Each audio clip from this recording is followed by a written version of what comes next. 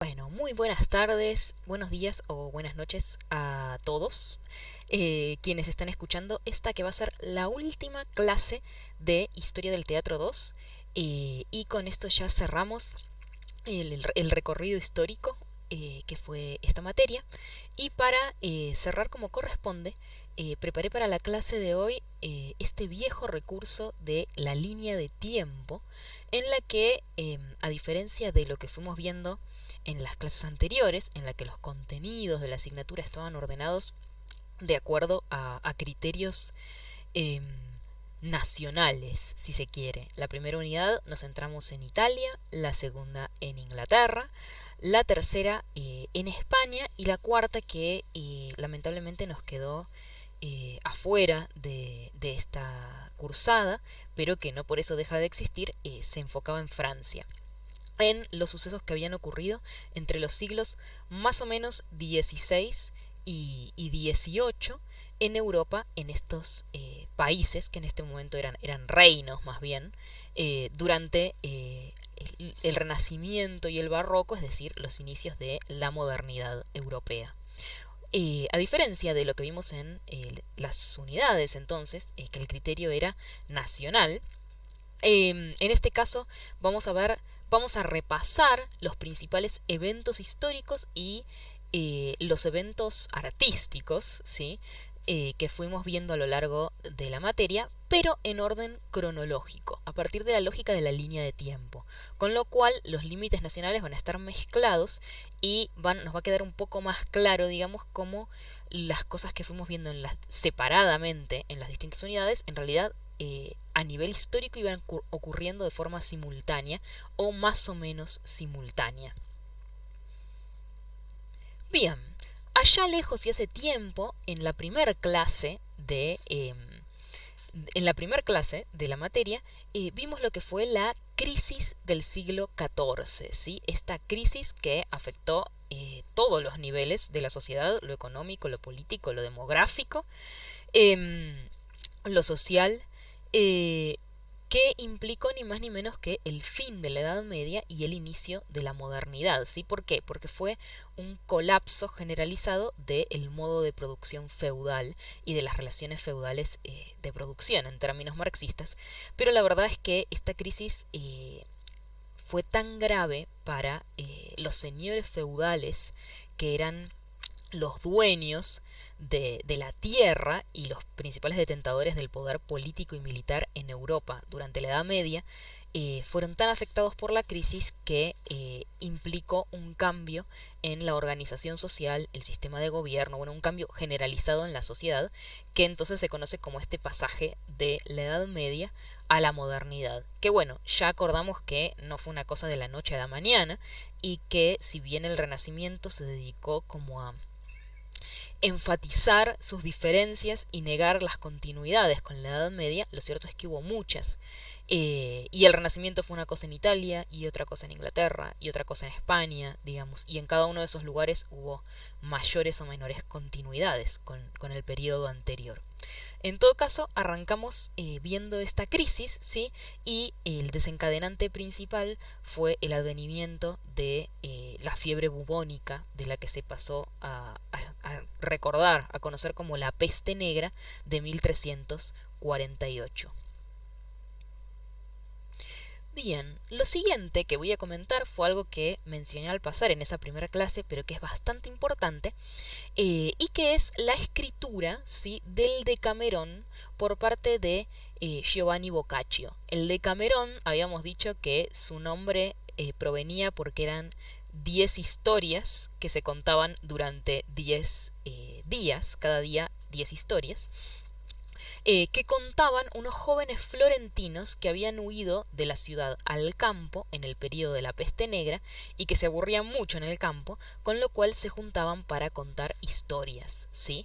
El Decamerón entonces, siguiendo el formato más antiguo de las Mil y Una Noches y siendo como una especie de precursor de lo que fue los cuentos de Canterbury de Chaucer en Inglaterra, es una colección de relatos tradicionales, folclóricos, también de la tradición clásica, mezclados, ¿sí? y enmarcados en esta historia principal que es la de los jóvenes florentinos. Es entonces una colección de los relatos que circulaban durante el periodo en la Florencia natal de Boccaccio, pero en general en Italia.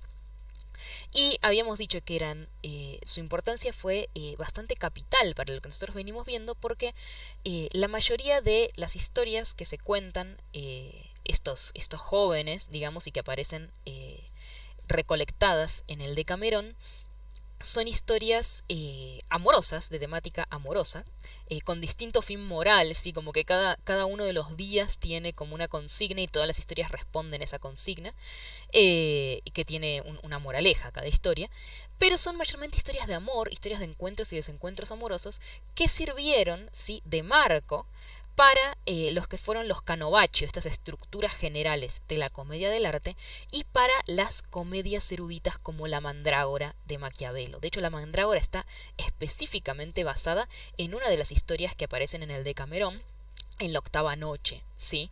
Por eso es la importancia de esta obra, ¿sí?, que el mismo Boccaccio la llama la humana comedia. Él a la obra de Dante, que en principio se había llamado únicamente la comedia, él le agrega el divina, ¿sí? La de Dante era la divina comedia, la de él era la humana comedia, eh, porque los protagonistas eran gente normal, pequeños, medianos, burgueses de...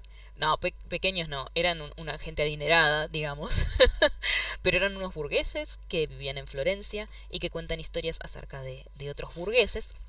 Y por eso la tradición de lectura de esta obra tuvo como principales receptores, principales lectores a esta clase social distinta, ¿sí?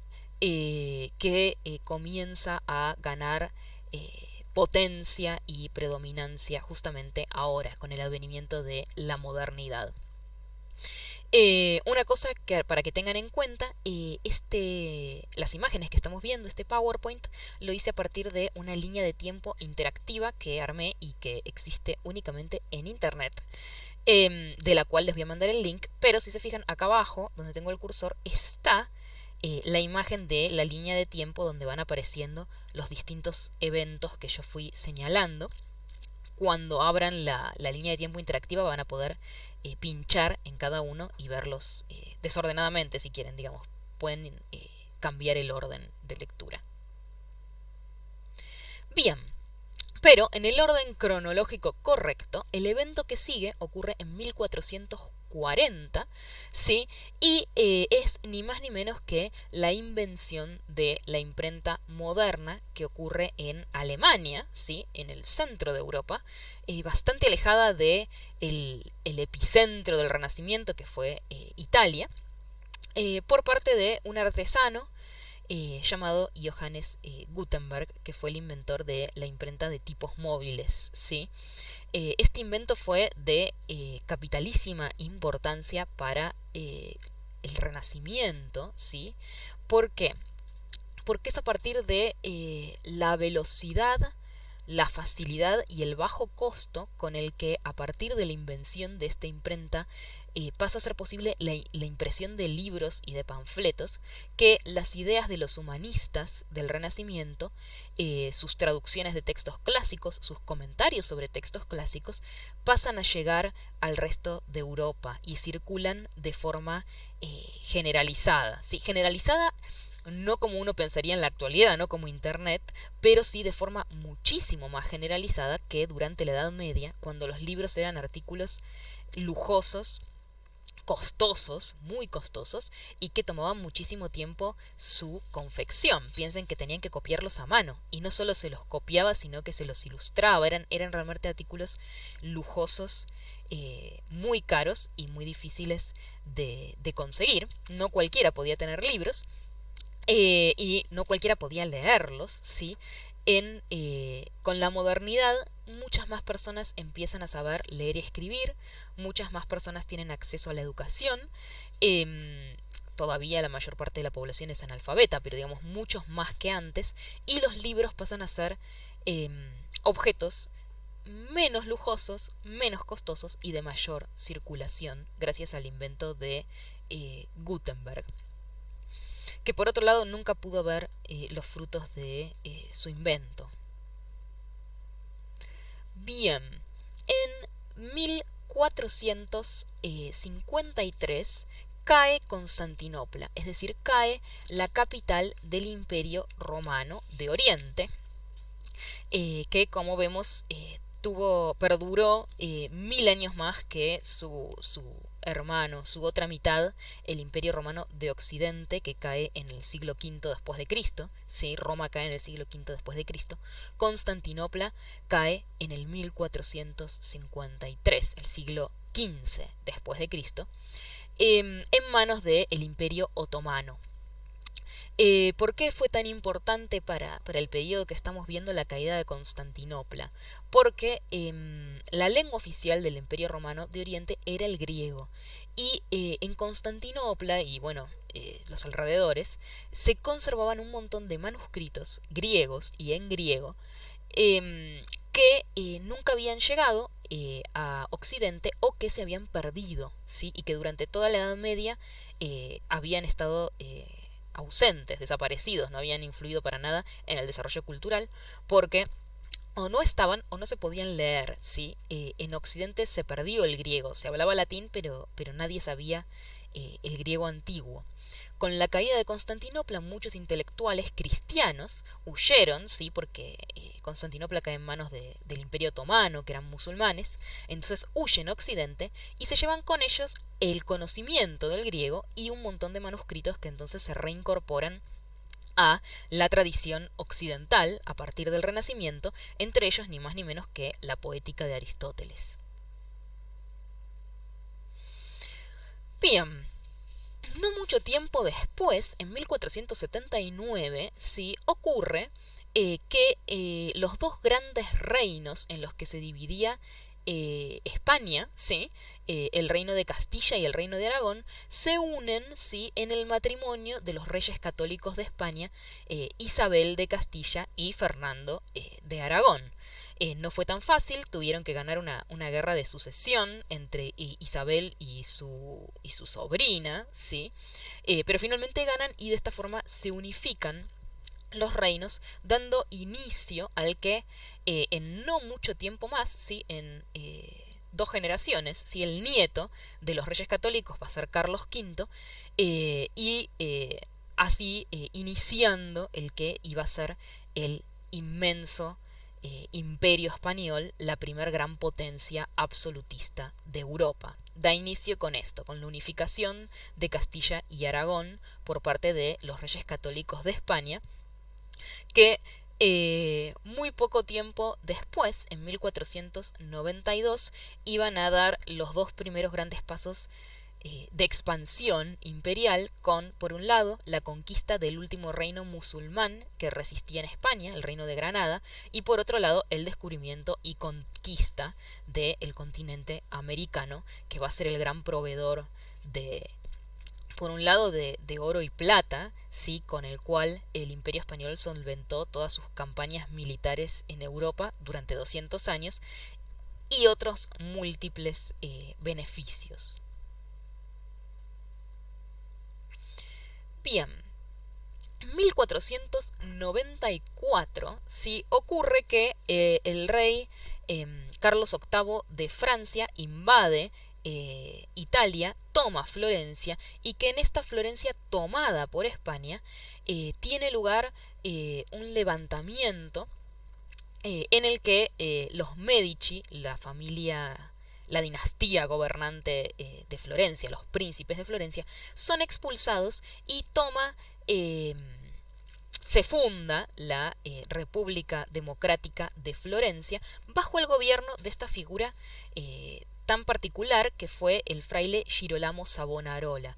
Era un fraile muy popular, de hecho dirige un levantamiento, ¿sí? Un levantamiento en contra de los Medici, de una de las familias más poderosas de este periodo. Girolamo Savonarola era un fraile que predicaba en contra de la corrupción de la iglesia y que promovía cosas como las hogueras de las vanidades, donde sus seguidores prendían fuego sus bienes materiales en favor de una purificación del espíritu. Girolamo Savonarola fue el primer gobernante de la República Democrática de Florencia, pero tuvo muchas dificultades porque, bueno, con sus ideas tan extremas, no tenía, no eran partidarios de todas sus ideas todos los miembros de la sociedad florentina, y además tuvo muchísimos conflictos con la iglesia, ni más ni menos, que lo terminan excomulgando, acusando de hereje y consiguiendo que se lo torture, queme, ahorque y todas las divinas cosas que ocurrían que le ocurrían a los herejes en este periodo, que es el periodo de la Inquisición. Bueno, Girolamo Savonarola no tiene un final muy feliz. Su gobierno dura únicamente 4 años, entre 1494 y 1498, pero la República de Florencia, por suerte, duró un poco más. Por suerte, ¿por qué por suerte? ¿Sí? Porque el siguiente gobernador de la República, ¿sí? Va a ser Piero Soderini, que gobierna durante 10 años, entre 1502 y 1512, y durante este periodo es durante el cual Nicolás de Maquiavelo, ¿sí?, va a oficiar como secretario en la República de Florencia, miembro del Consejo de la Guerra, y esta gran figura diplomática que recorrió, visitó y dejó observaciones muy agudas acerca de las principales cortes de Europa en esta época. En 1512, sí, de nuevo ocurre o sea, hay guerra en las tierras italianas entre Francia e Italia. Soderini o toma la desacertada decisión de apoyar a Francisco I de Francia, que finalmente pierde contra el emperador Carlos V, ¿sí?, el nieto de los reyes católicos, y nuevamente, o sea, Soderini es destituido y nuevamente regresan los Medici a hacerse con el poder en Florencia. Soderini es expulsado y Maquiavelo, que había sido un miembro fundamental de su gobierno, es también expulsado de Florencia y condenado al destierro. Entre 1516 y 1558 ocurre el reinado de Carlos I, ¿sí?, Carlos I de España o Carlos V, ¿sí?, como emperador del Sacro Imperio Romano Germánico. Esta figura tan importante para el Imperio Español, ¿sí?, porque a partir de la guerra, ¿sí?, de estas guerras de conquista que ya estuvimos viendo, y en este caso a partir de un muy beneficioso matrimonio de una de las hijas de los reyes católicos con el descendiente Felipe de Habsburgo, ¿sí?, Felipe el Hermoso, las coronas de España y del Sacro Imperio Romano Germánico se unifican en esta figura de un poder inigualable, ¿sí?, la gran figura de poder en Europa en esta época, el emperador Carlos I o Carlos V. Bien, en 1517 ocurre la Reforma Protestante por parte de Lutero. Es en este año en el que escribe sus 95 consignas para renovar y purificar y restaurar la gloria del catolicismo. Digamos que, según la visión de Maquiavelo, se había vuelto una institución corrupta, que no tenía nada que ver con la fe verdadera. Él escribe estas 95 consignas y las clava en la puerta de la iglesia, iniciando así la que se pasó a la historia como la Reforma Protestante, que es muy importante en esta época, sí, que es una época atravesada por guerras de religión. Nosotros lo vimos cuando vimos en la unidad 2 lo que ocurre en Inglaterra, ¿sí?, que en la figura de el padre de Isabel I rompe con el papado, rompe con la Iglesia Católica y pasa primero a asumir la religión protestante, la variante protestante del catolicismo, pero que después también se termina peleando y forma su propia iglesia, la iglesia anglicana. Y también vimos la importancia de las guerras de religión en la unidad 3, cuando que se centra en España. ¿Sí? España era el imperio católico, el imperio de la fe, el imperio que llevaba la fe cristiana a todos los rincones del mundo, pero en el corazón de su imperio, en los Países Bajos, estaban las ciudades protestantes del centro de Europa, con las que están en guerra constantemente. Prácticamente durante 200 años no pararon de estar en guerra con los países protestantes.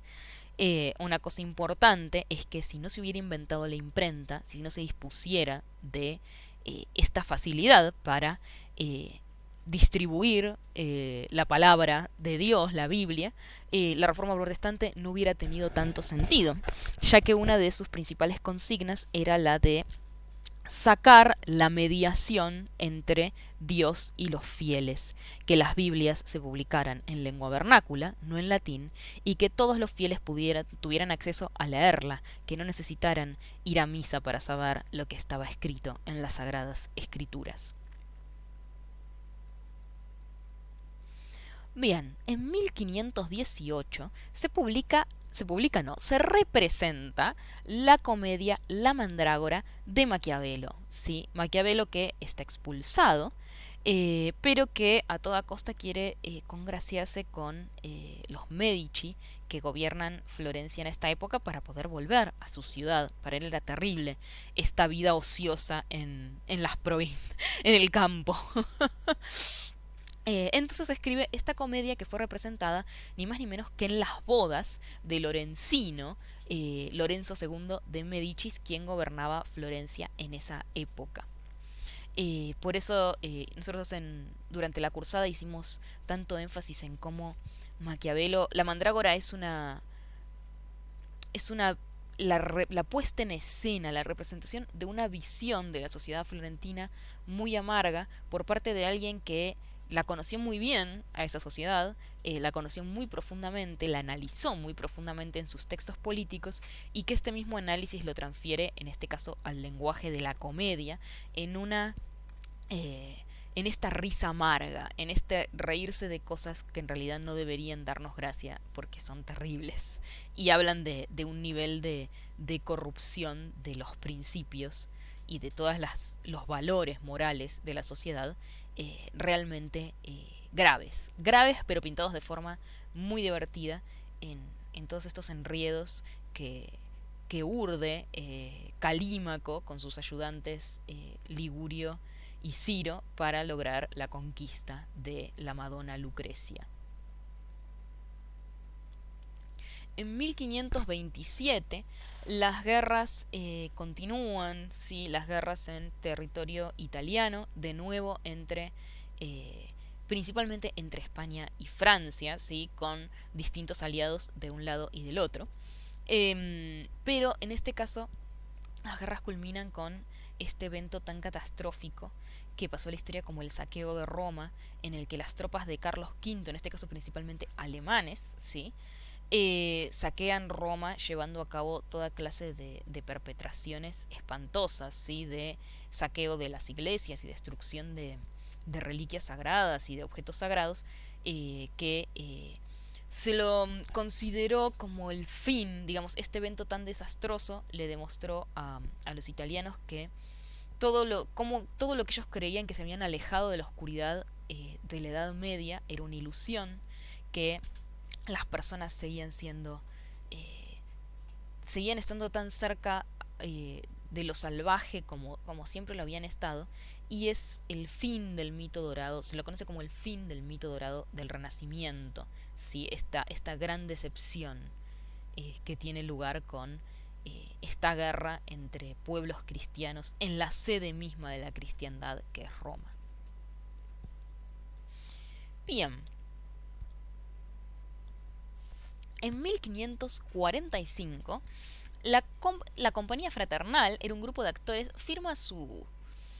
firma un acta de fundación de la compañía, ¿sí? Es el primer documento de este tipo del que tenemos registro y por eso se lo considera el nacimiento de la profesionalización de la actuación, ¿sí? De la actuación como una forma de ganarse la vida, ¿sí? Durante toda la Edad Media habíamos visto la precariedad de la forma de vida del juglar, en este caso con el acta de fundación de la compañía, donde figuraban los derechos y obligaciones de los actores, se considera esto, ¿sí? El nacimiento de la actuación como una profesión y también el nacimiento de la primera forma de actuación profesional, que es la comedia del arte. Los primeros actores profesionales fueron los cómicos del arte, y eso está implícito en el título, ¿sí? Habíamos dicho que del arte significaba de algo que se hacía con un saber,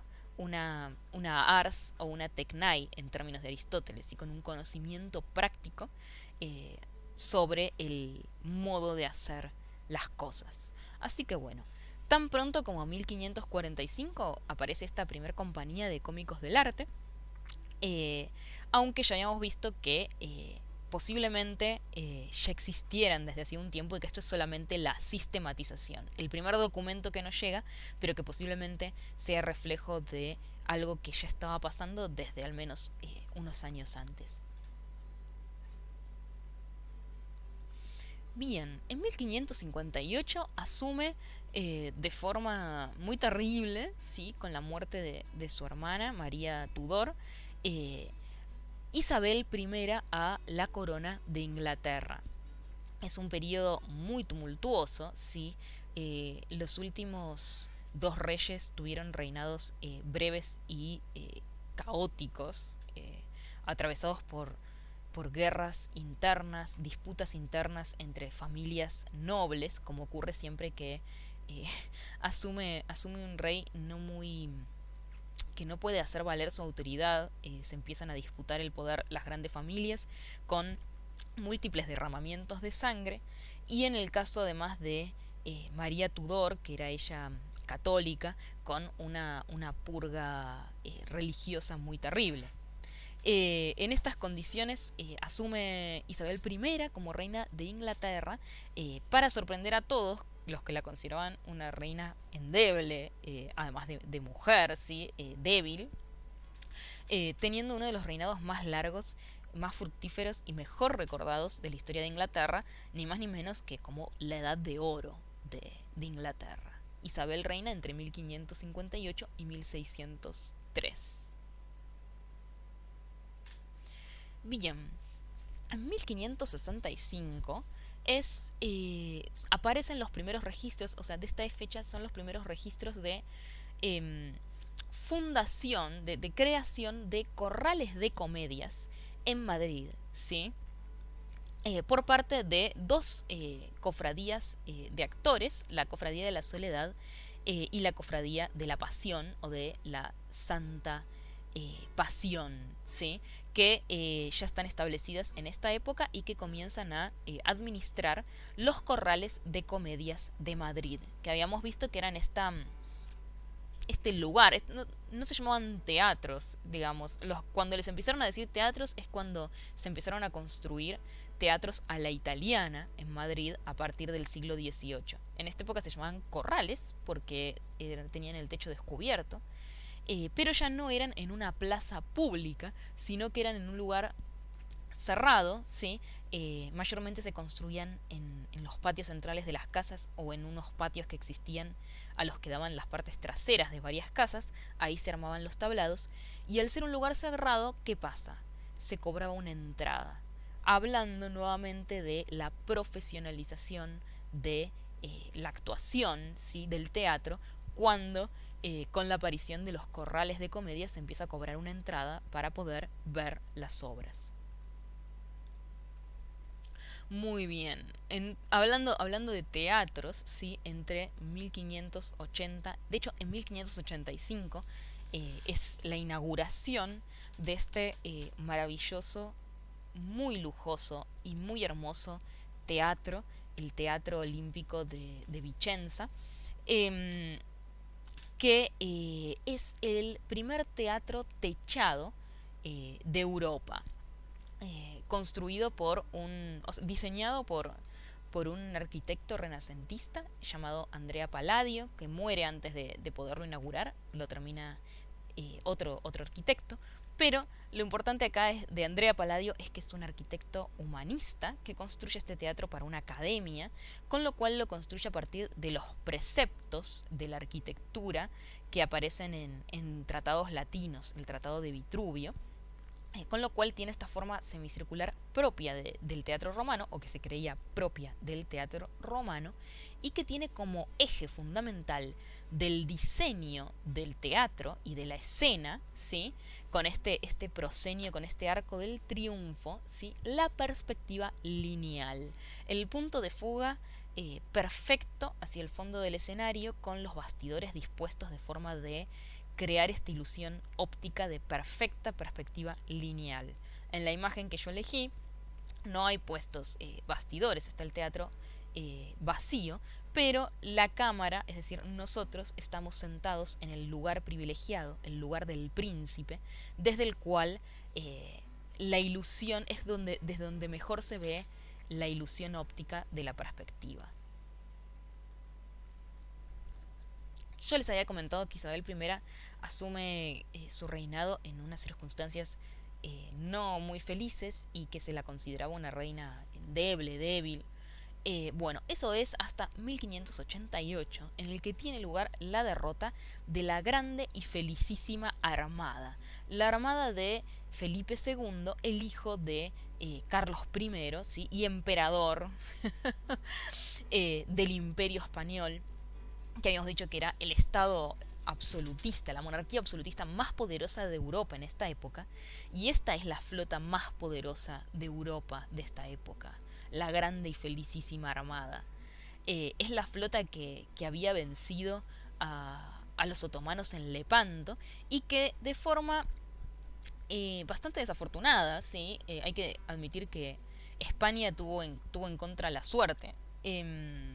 La suerte más quizás que la habilidad inglesa en combate. Pero bueno, el hecho es que los ingleses, siendo muy inferiores en armamentos y en cantidad de barcos y en cantidad de soldados, logran una derrota aplastante de la que había sido la mayor flota de Europa de esta época, lo cual es un golpe tremendo para Felipe II, que intentaba en este momento invadir Inglaterra y sacar del trono a Isabel.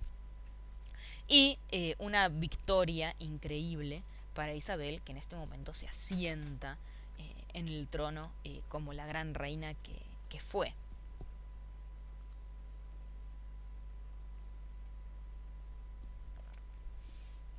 En 1595, ¿sí?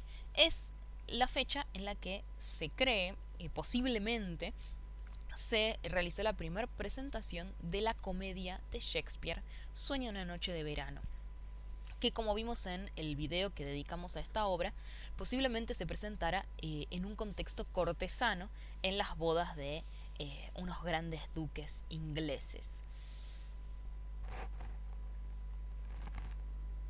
Y en 1599, sí, se construye el Teatro de Globe. Es el teatro donde se van a presentar la mayor parte de las obras de Shakespeare, porque es el teatro que administra su compañía, Los Hombres del Chamberlain.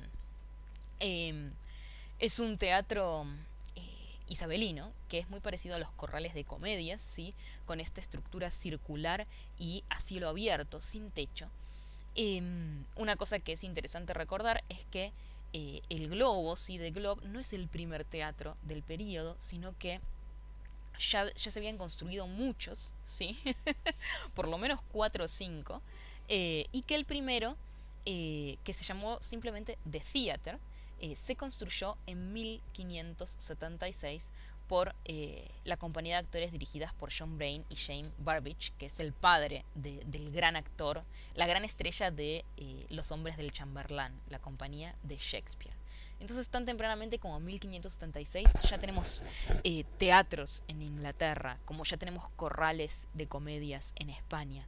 Estas formas populares del teatro, ¿sí? Surgen muy tempranamente, ya a mediados y pasando mediados del de, el siglo XVI, mientras que en Italia los teatros que surgen no son de esta forma popular, sino cortesana, ¿sí? El teatro olímpico, tan hermoso y tan lujoso, que vimos que se había terminado de construir en 1585, era un teatro pensado para unas 500 personas, ¿sí? Con este lugar privilegiado para el príncipe. Es un público de élite cortesano, mientras que los corrales de comedias podían alojar unas 1500 personas y se supone que el Globo podía alojar unas 3000, ¿sí? Hablando de lo populares que eran estos teatros. Teatros que podían alojar más de 1000 personas y que había 5, 6 en una sola ciudad, ¿sí? En Londres, en Madrid, hablan de lo popular que era el teatro en este periodo. Bien, en 1601, ¿sí? Se publican las composiciones retóricas, ¿sí? De Tristano Martinelli. Tristano Martinelli pasó a la historia como el Dominus Arlecchinorum o el maestro de los arlequines, ¿sí? Fue el gran arlequín de la comedia del arte. Esto es interesante para que vean cómo la comedia del arte, que tiene sus raíces en las tradiciones juglarescas de la Edad Media, que se compone a partir de la fusión entre elementos de la comedia erudita italiana y elementos de la tradición juglaresca proveniente de las festividades del carnaval de la Edad Media, atraviesa toda esta materia, toda historia 2, ¿sí? Porque es una de las primeras manifestaciones del teatro popular, ¿sí? Muy antigua, de las primeras, y porque su auge, ¿sí? Lo populares, famosos, queridos que fueron los cómicos del arte, influyó en el teatro, en el desarrollo del teatro del resto de Europa, ¿sí? Los cómicos del arte, como buenos ex-juglares, como buenos herederos de la juglaría, eran nómades, las compañías viajaron por toda Europa y ejercieron una gran influencia en el desarrollo del teatro de esta época. Cuando vimos el siglo de oro español, yo les comenté cómo el propio Cervantes había visto cómicos del arte, y Lope de Ruedas, y el que se considera el primer gran dramaturgo, no gran, pero el primer dramaturgo de las comedias españolas, dejó su profesión de orfebre y se dedicó a ser actor a partir de la impresión que le había causado ver las presentaciones de cómicos del arte entablados en España.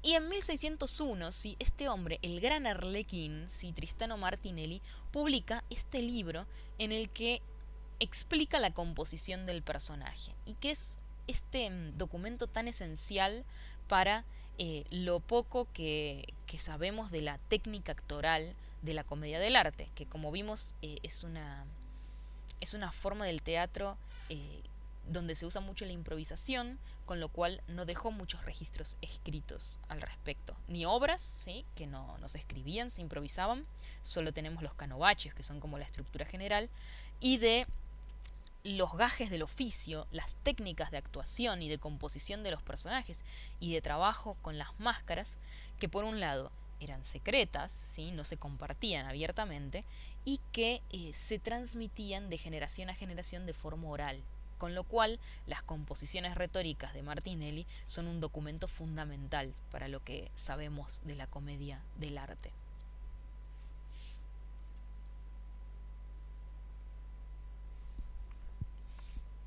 En 1603 muere Isabel I, que como vimos pasó a la historia como la reina virgen, porque nunca se casó y por lo tanto no tuvo hijos legítimos.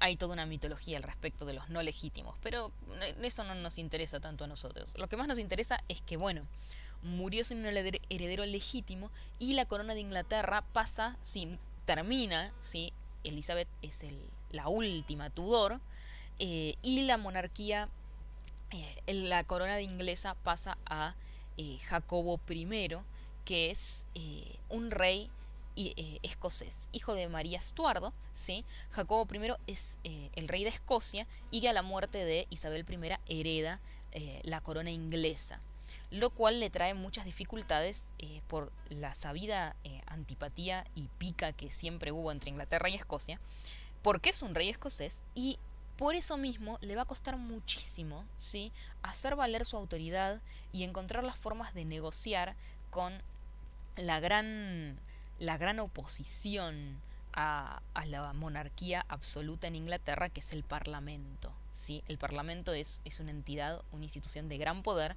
que todo el tiempo le va a estar disputando el poder absoluto a los reyes en Inglaterra. Los Tudor supieron negociar bien con ellos, los Estuardo no tanto. De hecho, una prueba o una demostración de lo endeble que era la autoridad de Jacobo I es que tan pronto como el 5 de noviembre de 1605, ¿sí?, apenas 2 años después de que asumiera el trono, ocurre la conspiración de la pólvora, ¿sí?, que fue un intento por parte de un grupo de católicos, ¿sí? La religión oficial de Inglaterra era la anglicana, que es una rama del protestantismo, con lo cual el catolicismo era una religión proscrita en Inglaterra. Y un grupo de católicos, de ciudadanos católicos, pone en marcha una conspiración para volar el parlamento con el rey, su familia y la mayor parte de los miembros de la Cámara de los Lores y de los Comunes en la sesión de apertura del parlamento.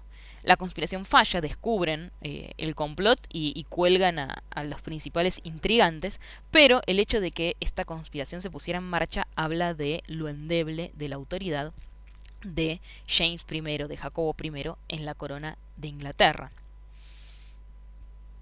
Y esta es ni más ni menos la época en la que se escribe y se representa Rey Lear de Shakespeare, que es esta tragedia que habla del mal gobierno y de un rey que no entendía dónde residía la verdadera autoridad.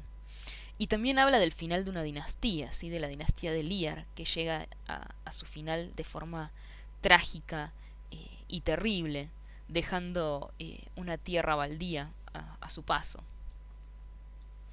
Y también es la época en la que se escribe Hamlet, ¿sí?, esta obra que no tuvimos oportunidad de ver en clase, pero que les dejo la puerta abierta para que la lean por sí solos, ¿sí? Y que es otra de las grandes tragedias de Shakespeare, que habla del final de una dinastía y de lo complejo de lo complejo de la autoridad real y de cómo ejercer la autoridad real.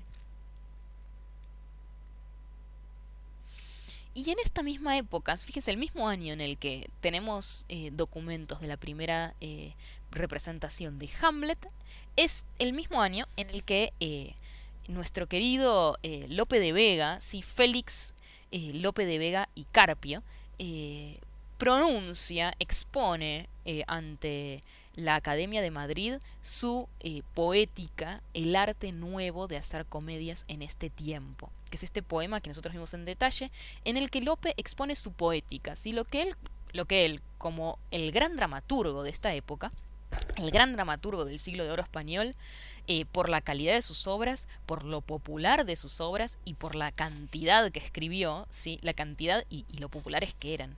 Es la voz más autorizada para decir cómo hacer comedias en el siglo de oro español, ¿sí?, comedias barrocas del siglo de oro español. Y lo hace de forma muy irónica y muy divertida. Ya vimos cómo Lope arranca su poética diciendo, lo cual era verdad, porque Lope fue a la universidad 4 años, que él conocía a Aristóteles, conocía la poética de Aristóteles, conocía a Terencio y a Plauto, sabía acerca de las reglas clásicas de la comedia, pero como esas reglas no se aplicaban para nada cuando lo que uno quería era escribir obras que le gustaran a la gente, ¿sí? ¿Y cómo eran las obras que le gustaban a la gente? Bueno, él ahí lo explica. Una cosa interesante es que Lope en esta época ya tenía cerca de 40 años, pero cuando era un joven, ¿sí? Fue un joven soldado que participó ni más ni menos que de la grande y felicísima Armada, se embarcó, fue a Inglaterra, por suerte para la literatura y el teatro, estaba en uno de los barcos que volvieron a salvo a puerto y no se hundió con el resto de la Armada. Bien, en 1618 empieza la que pasó a la historia como la Guerra de los 30 años. A lo largo de lo que fuimos viendo en las distintas unidades, yo les fui hablando de un montón de guerras en este periodo. Hubo muy pocos años de paz. En estos dos siglos, sí, el siglo XVI y el siglo XVII, hubieron muy pocos años de paz. Casi todo el tiempo las grandes monarquías de esta época estaban en guerra entre sí. Eh, pero bueno, en este recorrido histórico solo tomé algunos ejemplos, pero la Guerra de los 30 años, no se puede pasar por alto por lo larga que fue, ¿sí? Entre 1618 y 1648, y porque fue el inicio del fin, o el fin directamente de la preponderancia, del auge del Imperio Español, con el fin de la Guerra de los 30 años, que es una guerra que tiene como gran victoriosa a Francia. Se termina el predominio español y la gran potencia absolutista europea pasa a ser la Francia de los Borbones, la Francia de Luis XIV, de hecho de Luis XIII, pero Luis XIV, Luis XIII muere casi inmediatamente después y asume Luis XIV. Es una guerra que empieza, como siempre, digamos, con conflictos entre España y sus eh, territorios, digamos, los que eran sus territorios, pero que ellos se sentían muy a disgusto con formar parte del Imperio Español, que eran las ciudades de los Países Bajos, las grandes ciudades protestantes de los Países Bajos. Empieza con un conflicto entre España, digamos, la capital, y estas ciudades, pero a la que se van sumando casi todas las naciones europeas para un bando o para el otro, ¿sí? Extendiendo la guerra durante muchísimo tiempo, desangrando y arruinando, ¿sí? Al Imperio Español, lo que quedaba de la preponderancia española en Europa. Y fíjense, este es el periodo, ¿sí? En el que se van a escribir las obras que vemos del siglo de oro español. Es decir, que cuando las lean, si no las leyeron todavía, o cuando las relean, piensen que las dos obras que vemos del siglo de oro español se escribieron en el contexto de esta guerra tan larga y tan terrible. Por ejemplo, sí, de 1619 es Fuente Ovejuna, la gran comedia de Lope de Vega. Habíamos visto que en la España del siglo de oro, se le dice comedia a cualquier obra que tenga una extensión de 3 actos. Si tiene una extensión menor, es un entremés, pero si tiene 3 actos, es una comedia. Y todas son comedias. Lo que hay son como distintos subgéneros bastante específicos, ¿sí? Fuente Ovejuna no es una comedia, sino que es una comedia crónica, o una comedia basada en una crónica histórica o legendaria, como escribió muchas Lope. En este caso, de un hecho verídico, real, que ocurrió durante el 1400, ¿sí? En España, cuando este pueblecito de labradores, Fuente Ovejuna, se levantó en contra de la autoridad mal ejercida, autoritaria y tiránica de el comendador de la Orden de Calatrava, don Fernán Gómez.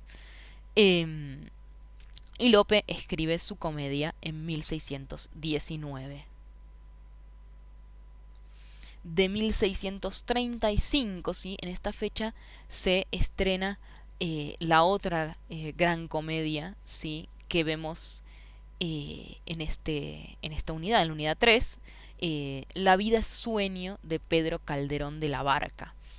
Si Fuente Ovejuna habíamos dicho que estaba basada en una crónica, ¿sí? Presentaba hechos que habían sucedido en la historia de España, y presentaba fuente ovejuna, o sea, lo dice el título. Los protagonistas de la obra es un protagonista colectivo y es un pueblo de labradores, gente común, campesinos, gente del campo.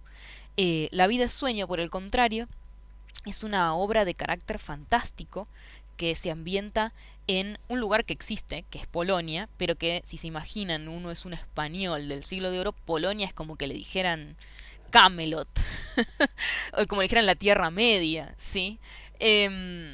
Es un lugar muy lejano y que da lugar a toda clase de imaginación. Entonces ocurre como en esta corte fantástica de Polonia, ¿sí?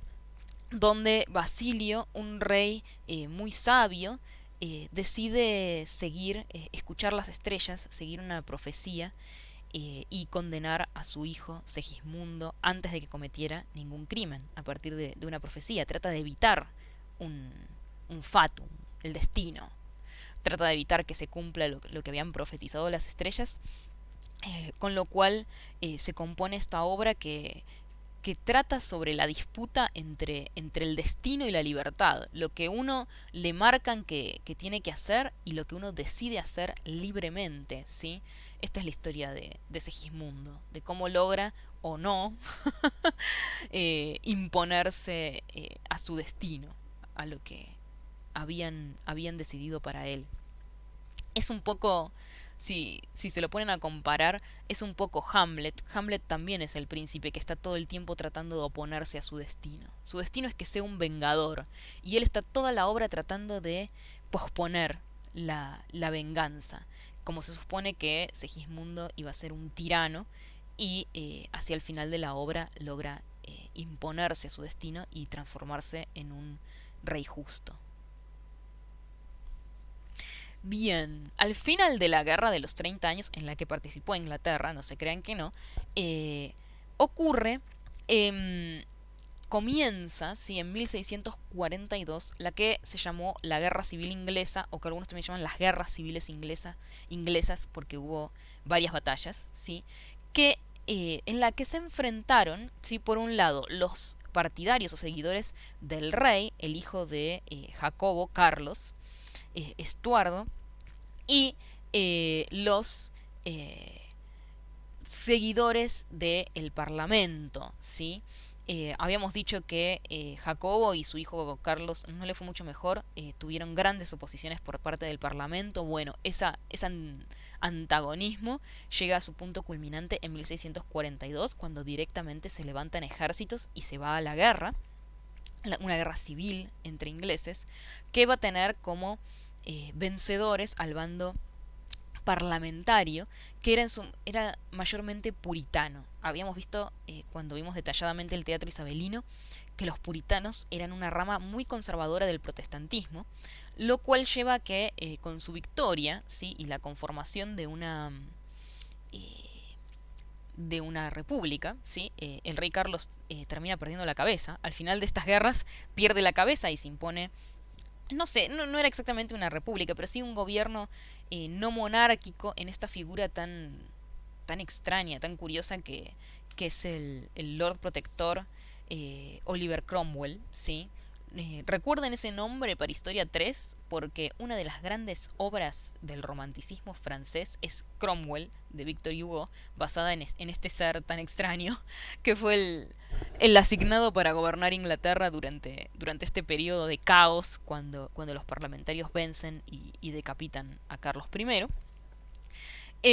Bueno, los puritanos, como vimos en la unidad 2, no les gustaba para nada el teatro, con lo cual cuando llegan al poder, lo primero que hacen, bueno, no lo primero, pero una de las primeras cosas que hacen es prohibir el teatro, cerrar todos los teatros públicos que existían en Londres en esa época, y finalmente prenderlos fuego, quemarlos a todos. Esto es el final del teatro isabelino. Cuando se reinstaura la monarquía en el siglo XVIII, se reabren teatros, el teatro vuelve a estar permitido en Inglaterra, pero ya no es esta forma del teatro, esta forma del teatro que nosotros vimos, tan característica, tan distinta al teatro a la italiana, el teatro isabelino, ¿no? El teatro que se reinstaura a partir de la reinstauración de la monarquía es un teatro a la italiana, propiamente dicho. Ya no se construyen más estos teatros circulares tan propios del teatro isabelino. Con lo cual, esta guerra civil fue el fin, el fin de el que se llamó el teatro isabelino en Inglaterra. Bien, en 1643, como les decía, inició su reinado Luis XIV de Francia, el que pasó a la historia como el Rey Sol, el gran monarca absolutista del período, y que va a ser el gran protagonista de lo primero que veamos en la unidad 1 de Historia 3, que es la tragedia neoclasicista francesa. Una cosa curiosa es que bajo el ala del Rey Sol, sí que fue un gran mecenas de las artes, florecieron la comedia barroca de Molière y la tragedia neoclasicista de Racine prácticamente durante el mismo periodo. Y bueno, y en esta época, sí, en 1666, Molière escribe El Misántropo y El Avaro, las dos comedias que vimos durante las clases que prepararon los compañeros. Tanto El Avaro como El Misántropo son dos exponentes de la que se llamó la comedia de caracteres. La comedia de caracteres es la que la comicidad, la esencia, está basada en un personaje grotesco, un personaje con un defecto de carácter tan exagerado, digamos que es cómico, como en el caso del avaro Harpagón, que es justamente muy avaro, o bueno, en el caso del misántropo, este personaje que odia a la sociedad cortesana que lo rodea muy profundamente. La comedia de caracteres es una comedia que surge como resultado de la influencia de la comedia del arte en el teatro francés, que en este periodo, en el siglo XVII, está en pleno auge, ¿sí? Es esta época que cuando vimos en la unidad 1 Comedia del Arte, la vimos como la época dorada de la comedia del arte, en el sentido de que era un éxito absoluto en todos los teatros de Europa, pero sobre todo en Francia, y también es el periodo en el que ocurre este proceso de afrancesamiento de la comedia del arte. Y a partir de su influencia surge esta forma de la comedia, que es la comedia de carácter. La comedia basada en estos personajes caricaturescos con defectos de carácter muy exagerados. La otra gran influencia que tiene esta forma de la comedia es la comedia de figurón, que es un tipo de comedia propia del siglo de oro español, que es la otra gran influencia que opera sobre el teatro francés.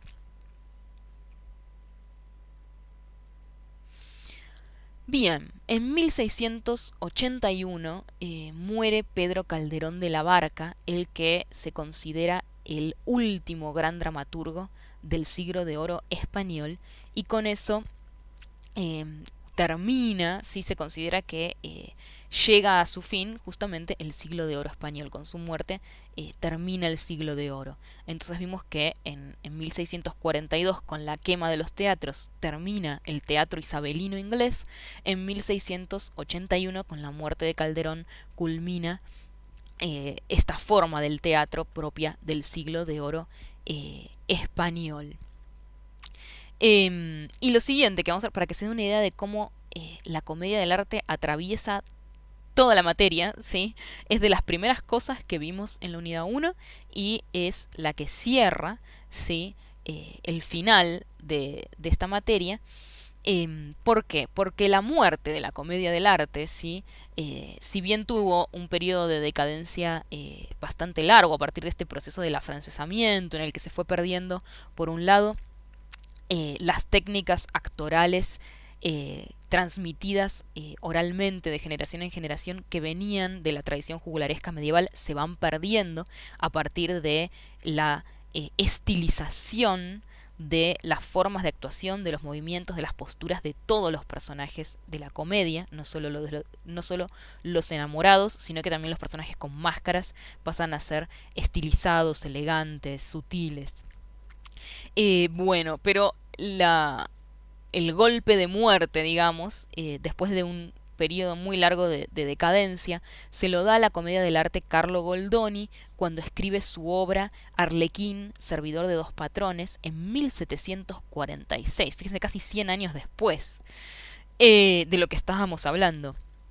¿Por qué el golpe de muerte? Porque Carlo Goldoni decide, por un lado, quitarles a los actores sus máscaras y, por el otro lado, escribir una obra. Sin la improvisación y sin las máscaras, ya no es más comedia del arte, es otra forma del teatro. Y así culmina nuestro recorrido por Historia 2, que si nos ponemos a pensar de forma por ahí más global la materia, es este camino que recorre el teatro, por un lado, desde su expresión marginal en la Edad Media a su profesionalización. Es el momento en el que el teatro pasa a ser una profesión reconocida, pasan a haber cofradías de actores, organizaciones de actores en las que se deciden cosas como los sueldos, las multas por faltar a los ensayos, la división de los gastos, las inversiones y de las ganancias de las presentaciones, que se deciden cosas como una pequeña jubilación que cobraban los actores cuando estaban muy viejos y no podían actuar, o que cobraban sus familias si el actor moría. Digamos, cosas bien sindicales aparecen en esta época cuando los actores finalmente se organizan en compañías,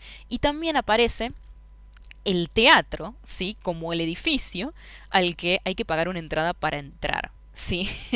Con lo cual, estas dos transformaciones transforman, valga la redundancia, ¿sí?, estos dos cambios, por un lado, la organización de los actores en cofradías y la construcción de estos edificios precarios en un principio, pero que durante todos estos 200 años se van volviendo cada vez más específicos y construidos de forma más específica para su función única, que es el teatro, ¿sí? En un principio hemos dicho que se presentaban en tablados puestos en una plaza, tablados puestos en una posada, tablados puestos en un patio, pero que con el paso del tiempo se empiezan a construir a propósito para hacer teatros, y nada más que teatros.